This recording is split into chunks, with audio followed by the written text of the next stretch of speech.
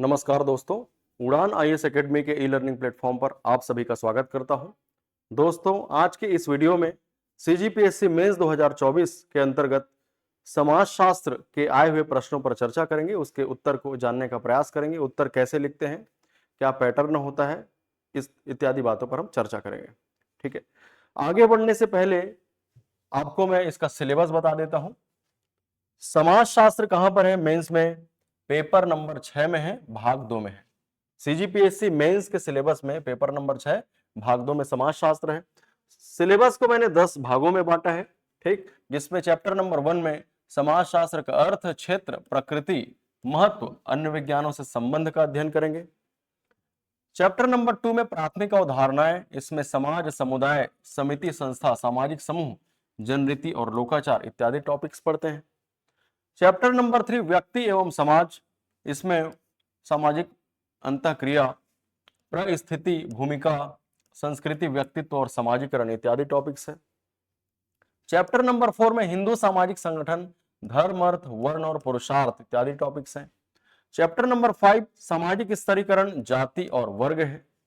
Chapter 6 सामाजिक प्रक्रिया, इसमें अंतःक्रिया के बारे में, सहयोग, संघर्ष और प्रतिस्पर्धा के बारे में अध्ययन करते हैं।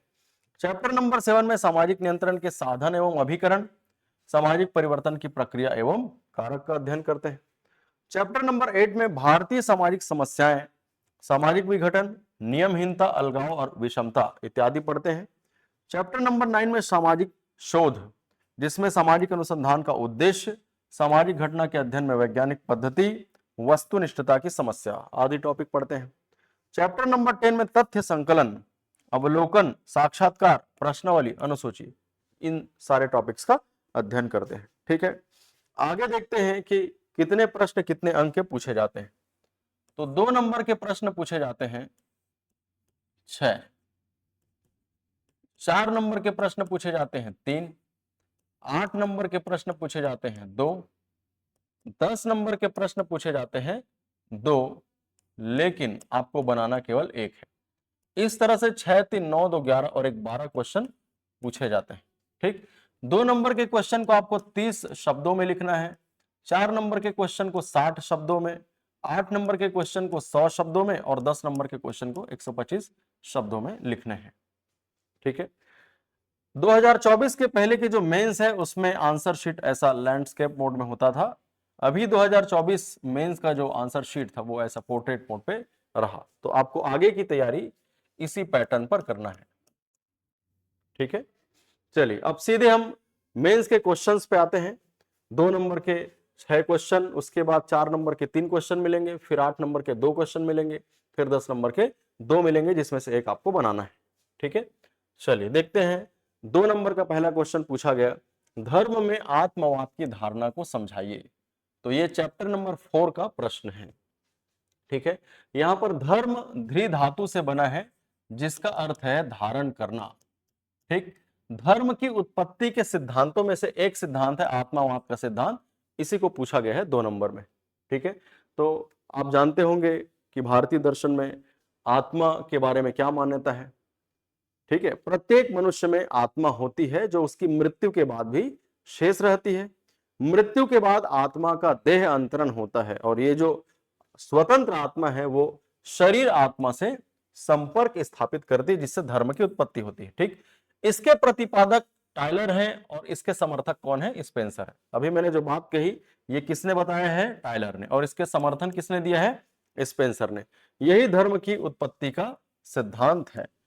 इसकी आलोचना की जा सकती है कि धर्म एक सामाजिक तथ्य है, इसकी उत्पत्ति में सामाजिक कारकों का भी हाथ रहा है। केवल धर्म में विश्वास से धर्म की उत्पत्ति स्वीकार करना सामाजिक तथ्यों की अवहेलना है। ठीक है, प्रश्न कहां से पूछा गया तो आप सिलेबस देख सकते हैं, चैप्टर नंबर 4 हिंदू सामाजिक संगठन के अंतर्गत धर्म वाले टॉपिक से। ठीक है, चलिए आगे बढ़ते हैं। प्रश्न क्रमांक 2 नंबर का पूछा गया, समाजशास्त्र एवं मनोविज्ञान के बीच अंतरों को स्पष्ट कीजिए। तो आप सिलेबस में देखेंगे तो ये आपको मिलेगा चैप्टर नंबर 2 में।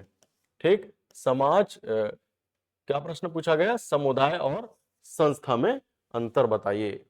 अच्छा सॉरी, ये प्रश्न क्रमांक 2 समाजशास्त्र और मनोविज्ञान के बीच संबंध, ये चैप्टर नंबर 1 से लिया गया है।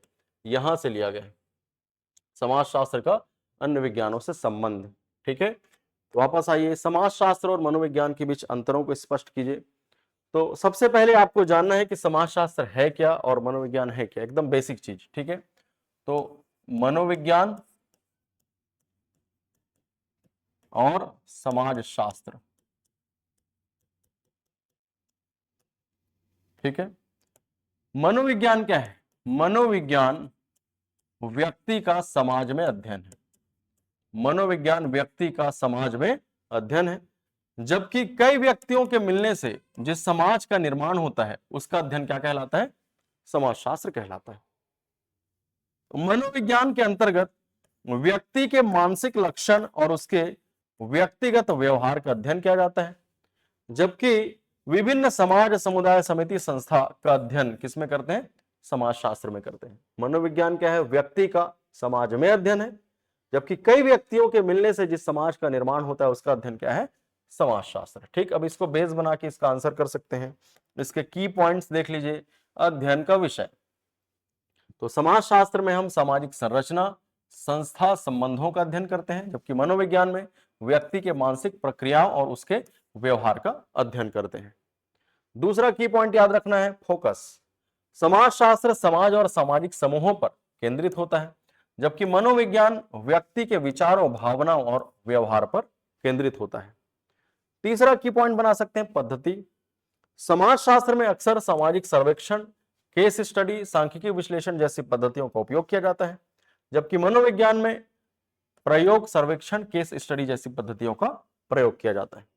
चौथा की पॉइंट बना सकते हैं, उद्देश्य। इसमें लिखेंगे कि समाजशास्त्र का उद्देश्य सामाजिक संरचनाओं और संस्थाओं को समझना, उनके प्रभावों का विश्लेषण करना है, जबकि मनोविज्ञान का उद्देश्य व्यक्ति के मानसिक प्रक्रियाओं और व्यवहार को समझना और उनके कल्याण में सुधार करना है। ठीक है, तो ये की पॉइंट है, इसी प्रकार आप इसका आंसर राइटिंग कर सकते हैं। ठीक, चलिए आगे देखते हैं।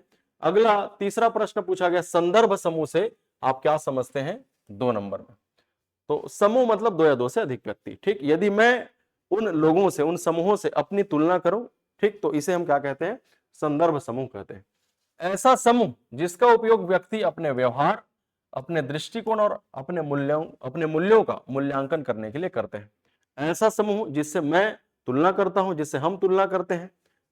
क्या तुलना करेंगे? अपने व्यवहारों, अपने दृष्टिकोण, अपने मूल्यों का मूल्यांकन करने के लिए। ठीक, ऐसा समूह है जिससे व्यक्ति खुद की तुलना करता है, चाहे उस समूह का सदस्य हो या सदस्य न हो। ठीक है, तो ये एकदम बेसिक है, इसको आपको बनाना है। अगला प्रश्न जो 2 नंबर का पूछा गया, केंद्रित साक्षात्कार, लास्ट चैप्टर नंबर 10 से लिया गया है, केंद्रित साक्षात्कार। अब साक्षात्कार क्या है? इंटरव्यू शब्द से लिया गया है, इंटर अर्थात भीतर और व्यू अर्थात देखना।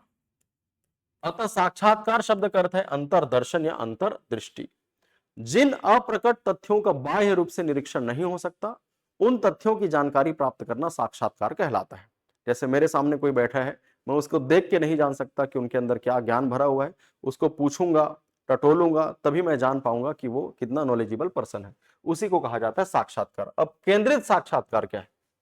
एक प्रकार का साक्षात्कार है जिसमें साक्षात्कारकर्ता किसी विशेष घटना, परिस्थिति या अनुभव के बारे में व्यक्ति की आत्मगत अनुभूतियों, दृष्टिकोण और भावनात्मक प्रतिक्रियाओं पर ध्यान केंद्रित करता है। ध्यान केंद्रित करता है, ये इंपॉर्टेंट कीवर्ड है। यह साक्षात्कार एक पूर्व निर्धारित साक्षात्कार है। ठीक, पूर्व निर्धारित अनुसूची का प्रयोग करता है, जिसमें उन क्षेत्रों और प्राकल्पनाओं का उल्लेख होता है जिनकी जांच की जानी होती है। ठीक है, तो ये आप आंसर लिख सकते हैं। फिर प्रश्न 5वां पूछा गया, भूमिका संघर्ष, चैप्टर नंबर 3 से लिया गया है, 2 नंबर का। ठीक है, भूमिका संघर्ष। भूमिका को समझने के लिए पहले एक शब्द का उत्तर हम जानेंगे, परिस्थिति क्या है। परिस्थिति के बाद ही क्या आती है? भूमिका आती है। तो परिस्थिति का मतलब होता है पद। ये पद व्यक्ति को समाज द्वारा या तो स्वतः प्रदान किया जाता है या व्यक्ति अपने गुणों और योग्यता के आधार पर इसे अर्जित करता है। परिस्थिति मतलब पद। जैसे मैं एक शिक्षक हूं, मेरी परिस्थिति क्या है? शिक्षक।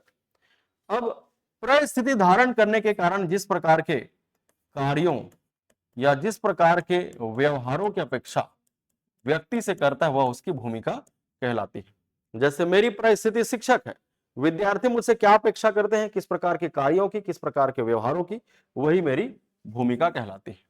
अब कभी कभी ऐसा हो सकता है कि एक ही व्यक्ति को एक से अधिक भूमिका निभानी पड़ती है, उन भूमिकाओं में विरोधाभास हो तो इसे क्या कहा जाता है, भूमिका संघर्ष कहा जाता है। ठीक है, कई बार व्यक्ति को दो भिन्न परिस्थितियों की भूमिका एक साथ निभानी होती है, यदि उनमें विरोधाभास है तो इसे हम किस नाम से जानते हैं, भूमिका संघर्ष के नाम से जानते हैं।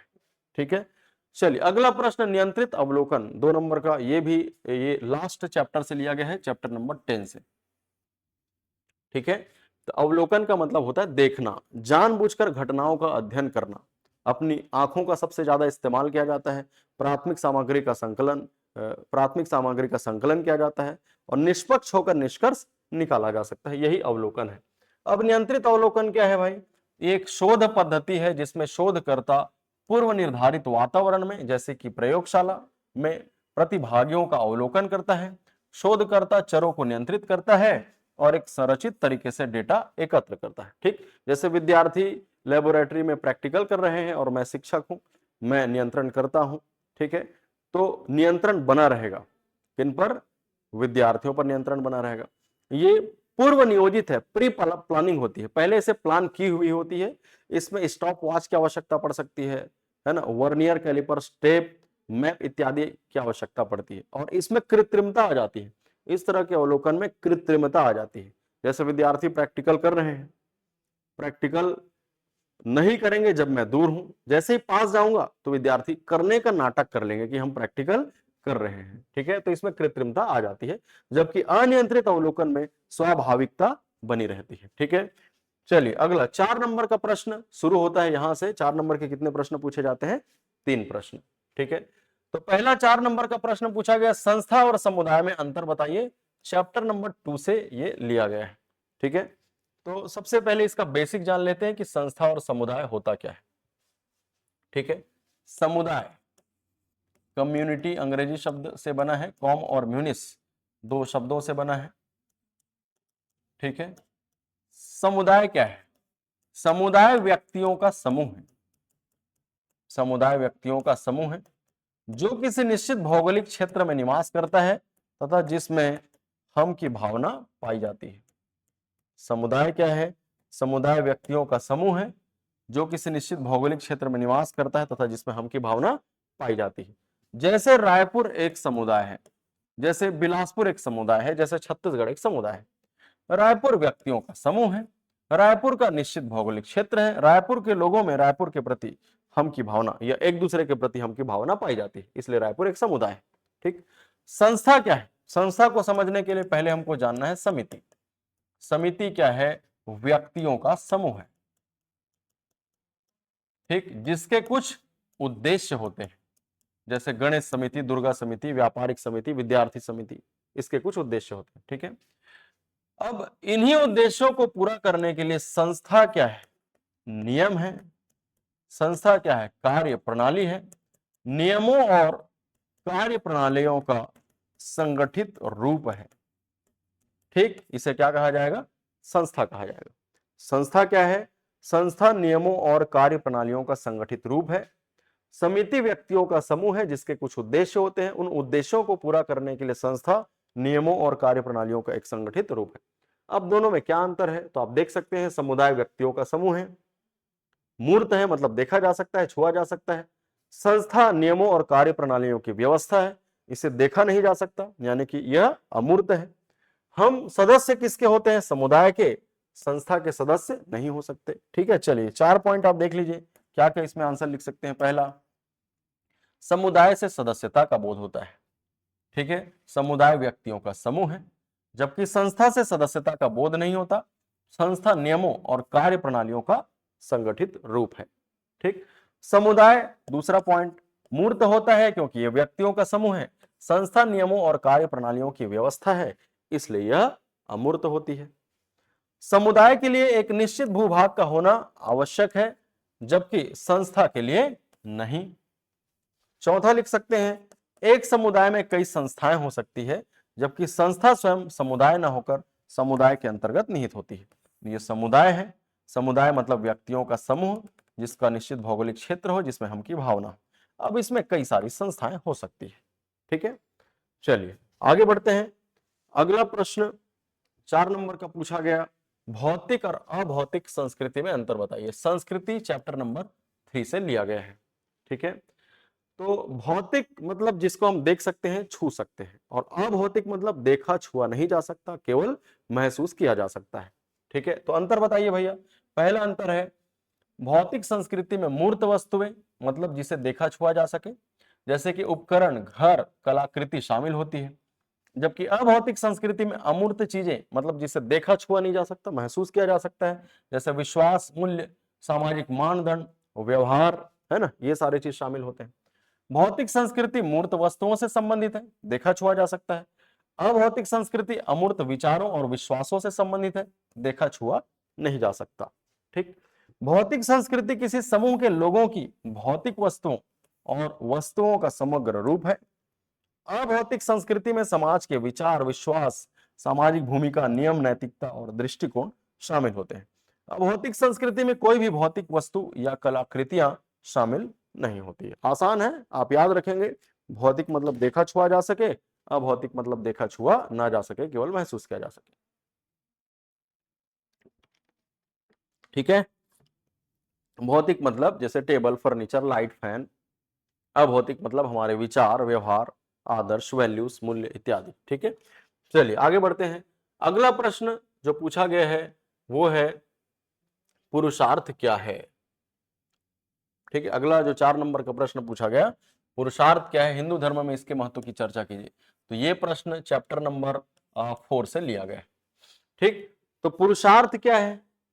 पुरुषार्थ सबसे पहले आप जानना है आपको कि मनुष्य में 4 बातें पाई जाती है। कौन कौन सी? शरीर, मन, आत्मा और बुद्धि। इसकी संतुष्टि के लिए प्रयास करना या उद्यम करना ही पुरुषार्थ कहलाता है। मनुष्य में 4 बातें पाई जाती है। कौन कौन सी? शरीर, मन, बुद्धि, आत्मा। इसकी संतुष्टि के लिए प्रयास करना या उद्यम करना ही क्या कहलाता है? पुरुषार्थ कहलाता है। इसके 4 प्रकार होते हैं। कौन कौन से 4 प्रकार? धर्म, अर्थ, काम और मोक्ष। धर्म धृ धातु से बना है, अर्थात धारण करना। अर्थ के अंतर्गत उन सभी साधनों को शामिल किया जाता है जिससे हम अपनी भौतिक आवश्यकता को पूरी करते हैं। काम के अंतर्गत मानव की सभी प्रवृत्ति, इच्छा, कामना शामिल की जाती है। मोक्ष का अर्थ है हृदय की अज्ञानता का नाश, जन्म मरण के बंधन से मुक्ति। ये सब आप पुरुषार्थ की परिभाषा में लिख सकते हो। अब इसका क्या महत्व है? पुरुषार्थ के क्या महत्व है, क्या लाभ है, क्या फायदे हैं? तो ये सामाजिक व्यवस्था और संतुलन बनाए रखती है, व्यक्तियों के विकास और सामाजिक कल्याण के लिए उत्तरदायी है, सामाजिक संबंधों को विनियमित करती है, रेगुलेट करती है, सामाजिक परिवर्तन का उत्प्रेरक है, बढ़ावा देती है, सामाजिक न्याय और समानता, सामाजिककरण, व्यक्तित्व का निर्माण, इन सभी में सहायता करता है। कौन? पुरुषार्थ। ठीक, इन पॉइंट्स को आप डील कर सकते हैं। चलिए आगे बढ़ते हैं। अब 4 नंबर के 3 प्रश्नों का विश्लेषण हमने कर लिया। अब अगला देखते हैं। अगला जो प्रश्न पूछा जाएगा, 2 पूछा जाएगा 8 नंबर के प्रश्न। ठीक है, तो 8 नंबर का प्रश्न पूछा गया है, समाज संबंधों का जाल है, वर्तमान समाज के संबंध में तर्क सहित इसका परीक्षण कीजिए। ये लिया गया है चैप्टर नंबर 1 से, 8 नंबर का पूछा गया है। ठीक है, अब थोड़ा सा इसका बेसिक मैं बताता हूं। ठीक, समाज संबंधों का जाल है। प्रश्न क्या पूछा है? समाज सामाजिक संबंधों का जाल है। ये लाइन किसने बोला है? मैकाइवर एवं पेज ने बोला है। इस लाइन को किसने बोला है? मैकाइवर एवं पेज ने। मैकाइवर एवं पेज ने लिखा है कि समाज क्या है? सामाजिक संबंधों का जाल है। समाज सामाजिक संबंधों का जाल है। अब इस शब्द का क्या मतलब है? ठीक, मैं उदाहरण देता हूं। जैसे ए नाम का कोई व्यक्ति है, इसके माता पिता हैं, इसके भाई हैं, बहन है, ऑफिस में काम करता है तो ऑफिस के कर्मचारियों से मिलता है। आध्यात्मिक व्यक्ति है, मंदिर जाता है, ठीक है, और बहुत सारे लोगों से मिलता है, कभी दुकान में जाता है, कभी राजनीतिक संस्थाओं में जाता है, ठीक। तो एक ही व्यक्ति का दुनिया के हजारों लोगों से किसी न किसी प्रकार से संबंध है, इसी को कहा जाता है संबंधों का जाल, और इसी का अध्ययन करना समाजशास्त्र कहलाता है, ठीक है। एक व्यक्ति का दुनिया के हजारों लोगों से किसी न किसी प्रकार से संबंध है, इसे ना तो देखा जा सकता है, ना छुआ जा सकता है, केवल महसूस किया जा सकता है ना। मैं अपने माता पिता को महसूस करता हूँ, है ना, ऑफिस के कर्मचारियों को, भाइयों को, बहनों को, इनको हम केवल महसूस कर सकते हैं। ये अमूर्त होती है, समाज संबंधों का जाल है, अतः समाज कैसी व्यवस्था है, एक अमूर्त व्यवस्था है। ये लाइन किसने कहा है, मैकाइवर और पेज ने। अब इसका आंसर राइटिंग क्या लिख सकते हैं आप, समाज सामाजिक संबंधों का जाल है, यह प्रसिद्ध कथन है जो समाज शास्त्र में इस्तेमाल होता है। यह कथन प्रसिद्ध समाजशास्त्री मैकाइवर और पेज ने दिया था। इसका मतलब है समाज व्यक्तियों के बीच बनने वाले विभिन्न प्रकार के सामाजिक संबंधों से मिलकर बना होता है। ये संबंध निरंतर बदलते रहते हैं और समाज को आकार देते हैं। सामाजिक संबंध वे रिश्ते हैं जो व्यक्तियों के बीच बनते हैं, जैसे कि परिवार, दोस्त, सहकर्मी और अन्य लोग जिनके साथ हम बातचीत करते हैं। जिस तरह एक जाल में धागे एक दूसरे से जुड़े होते हैं, उसी तरह समाज में भी लोग एक दूसरे से विभिन्न प्रकार के सामाजिक संबंधों से जुड़े होते हैं, ठीक। तो ये सारा कंटेंट आप इसमें डील कर सकते हो, ठीक है। चलिए आगे बढ़ते हैं। अगला जो प्रश्न पूछा गया 8 नंबर का, संघर्ष से पूछा गया। ये चैप्टर नंबर 6 से लिया गया है, जिसमें सामाजिक प्रक्रियाओं के अंतर्गत सहयोग, संघर्ष, प्रतिस्पर्धा, ये 3 टॉपिक है, ठीक है। तो क्या पूछा है, संघर्ष से आप क्या समझते हैं, संघर्ष के संबंध में लेविस ए कोजर के सिद्धांत की समालोचना कीजिए, ठीक है।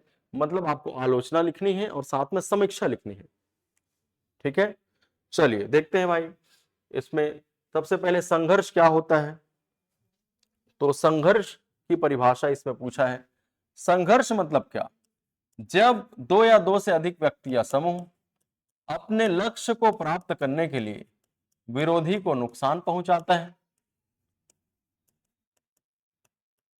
ठीक, कष्ट देता है, उनके हितों को चोट पहुंचाता है, ठीक है, हितों को चोट पहुंचाता है, तो इसे संघर्ष कहा जाता है।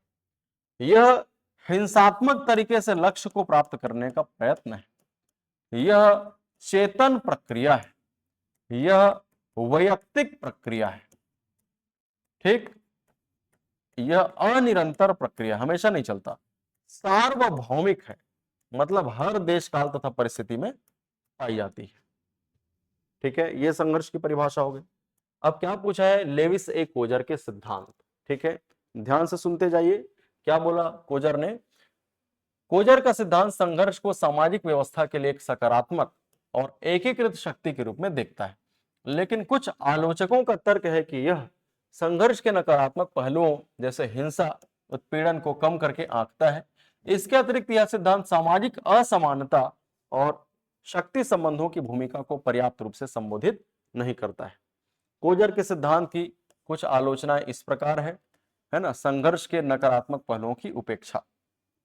कोजर का सिद्धांत मुख्य रूप से संघर्ष के सकारात्मक कार्यों पर ध्यान केंद्रित है, जैसे सामाजिक परिवर्तन को बढ़ावा देना और सामाजिक व्यवस्था को मजबूत करना।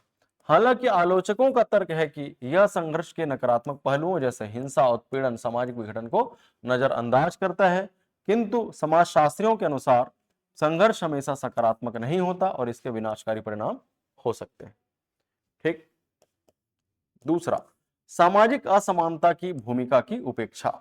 कोजर का सिद्धांत सामाजिक असमानता और शक्ति संबंधों की भूमिका को पर्याप्त रूप से संबोधित नहीं करता। यह मानता है कि संघर्ष सभी समूहों के बीच समान रूप से होता है, लेकिन वास्तविक दुनिया में जो संघर्ष अक्सर शक्ति और संसाधनों के असमान वितरण से प्रेरित होता है, ठीक। तीसरा, संघर्ष के प्रकारों में अंतर का प्रभाव। कोजर का सिद्धांत विभिन्न प्रकार के संघर्षों के बीच अंतर नहीं करता। कुछ संघर्षों के सकारात्मक परिणाम हो सकते हैं, जबकि अन्य के विनाशकारी परिणाम हो सकते हैं। चौथा पॉइंट, संरचनात्मक कार्यों की उपेक्षा। कोजर का सिद्धांत सामाजिक संरचनाओं और संस्थानों के प्रभाव को पर्याप्त रूप से संबोधित नहीं करता। यह मानता है कि संघर्ष व्यक्तियों और समूहों के बीच होता है, लेकिन सामाजिक संरचना और संस्था भी संघर्ष को प्रभावित करती है। ठीक है। पांचवा पॉइंट, सिद्धांत की अतिव्यापी प्रकृति। कोजर का सिद्धांत कुछ हद तक अतिव्यापी है, क्योंकि संघर्ष के कुछ सकारात्मक और नकारात्मक दोनों पहलू हो सकता है। यह स्पष्ट नहीं है कि संघर्ष कब सकारात्मक और कब नकारात्मक होगा। ठीक, फिर आप कंक्लूजन के तौर पर लिख सकते हैं, इन आलोचनाओं के बावजूद कोजर का सिद्धांत सामाजिक संघर्ष के अध्ययन के लिए एक महत्वपूर्ण है। यह संघर्ष एक प्रकार्यात्मक पहलुओं पर प्रकाश डालता है और यह समझने में मदद करता है कि संघर्ष सामाजिक व्यवस्था को कैसे प्रभावित कर सकता है। ठीक, इतना आप आंसर राइटिंग कर सकते हो। ठीक है, चलिए आगे देखते हैं। अगला प्रश्न जो 10 नंबर का पूछा गया, क्या प्रश्न पूछा है, सामाजिक स्तरीकरण क्या है। चैप्टर नंबर 5 सामाजिक स्तरीकरण जाति एवं वर्ग से लिया गया है। इसके जैविकी तथा सामाजिक सांस्कृतिक आधारों की विवेचना कीजिए। सामाजिक स्तरीकरण क्या है। सामाजिक स्तरीकरण ऊंच नीच की भावना है।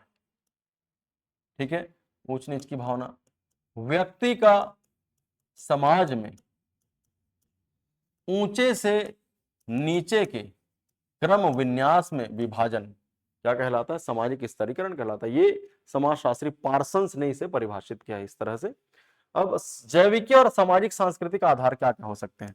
जैविकी आधार है लिंग, आयु, जन्म, जाति, प्रजाति। आप इसको एक्सप्लेन कर लीजिएगा दो दो लाइन।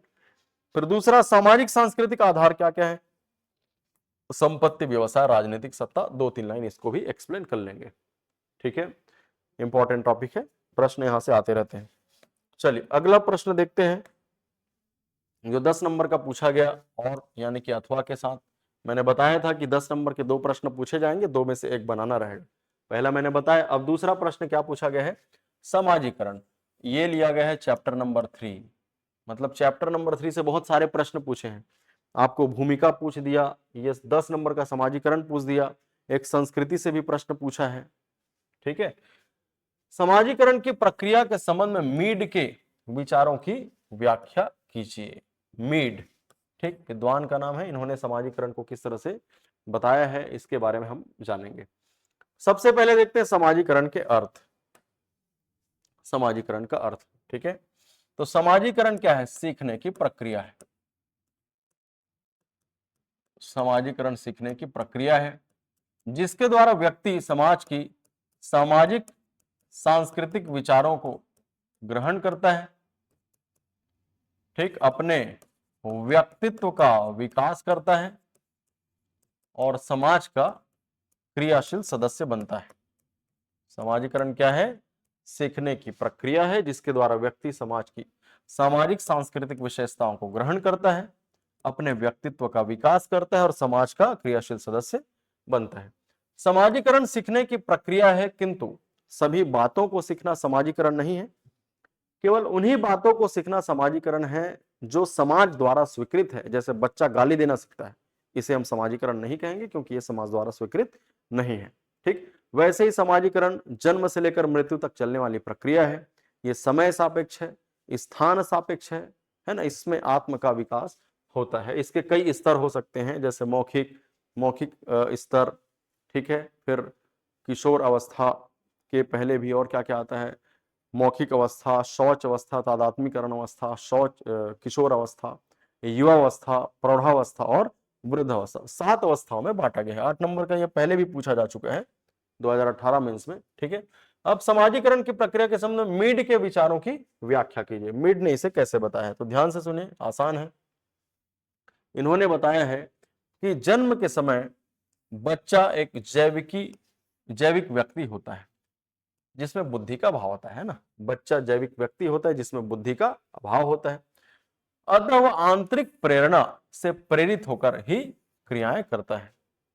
धीरे धीरे परिवार और अन्य समूह के संपर्क के कारण बच्चे को यह समझ पैदा होने लगती है, ठीक, कि उससे लोग किस प्रकार के व्यवहार की अपेक्षा करते हैं और उसके व्यवहारों का क्या अर्थ लगाया जाता है। ठीक है, जन्म के समय बच्चा जैविक व्यक्ति होता है, उसमें बुद्धि का अभाव होता है, आंतरिक प्रेरणा से क्रिया करता है, जैसे जैसे वह परिवार या अन्य समूहों के संपर्क में आता है, उसे यह समझ पैदा होने लगती है कि उससे लोग किस प्रकार के व्यवहार की अपेक्षा करते हैं या उसके व्यवहारों का क्या अर्थ लगाया जाता है।